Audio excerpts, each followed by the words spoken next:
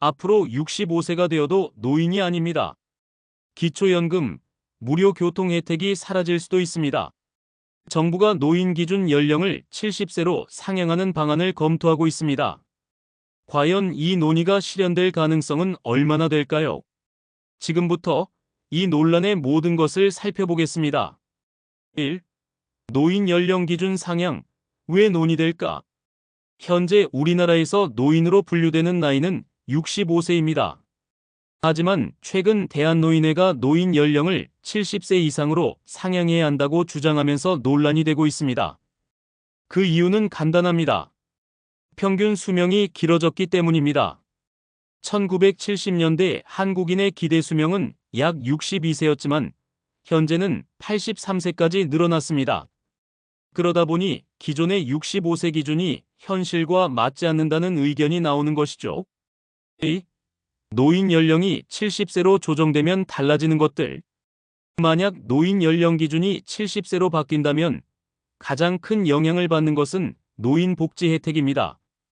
첫째, 기초연금 수급 연령이 변경될 가능성이 있습니다.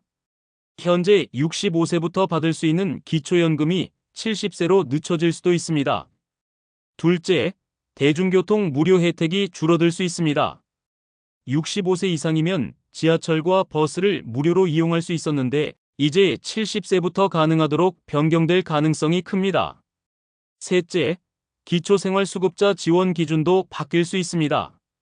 현재 노인으로 인정받아 받을 수 있는 각종 복지 혜택이 5년 더 늦춰질 수도 있습니다. 쉽게 말해 지금 65세가 되는 분들은 혜택을 받지만 새로운 기준이 적용되면 6,569세 사이의 분들은 혜택에서 제외될 수도 있다는 이야기입니다. 3. 해외에서는 어떻게 하고 있을까? 그렇다면 다른 나라는 어떨까요? 일본도 노인 기준 연령을 70세까지 높이자는 논의가 활발합니다.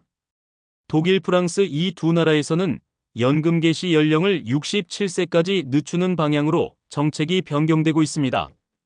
이처럼 세계적으로도 노인 연령을 상향하려는 움직임이 있는 건 사실입니다.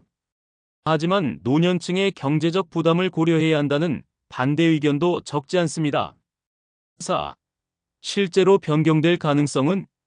그렇다면 한국에서 노인 연령 기준이 70세로 바뀔 가능성은 얼마나 될까요? 전문가들은 당장 70세로 변경되지는 않을 것이라고 보고 있습니다.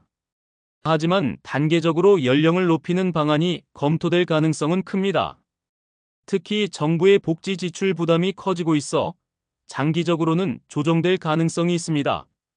따라서 이 문제에 대한 사회적 논의가 계속될 것으로 보입니다. 여러분은 어떻게 생각하시나요? 노인의 기준이 70세로 높아진다면 복지 혜택이 줄어드는 것이 맞을까요?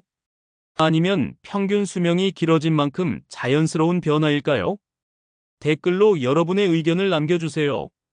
좋아요와 구독을 눌러주시면 더 많은 정보를 빠르게 받아보실 수 있습니다. 지금까지 실버아시슈였습니다. 감사합니다.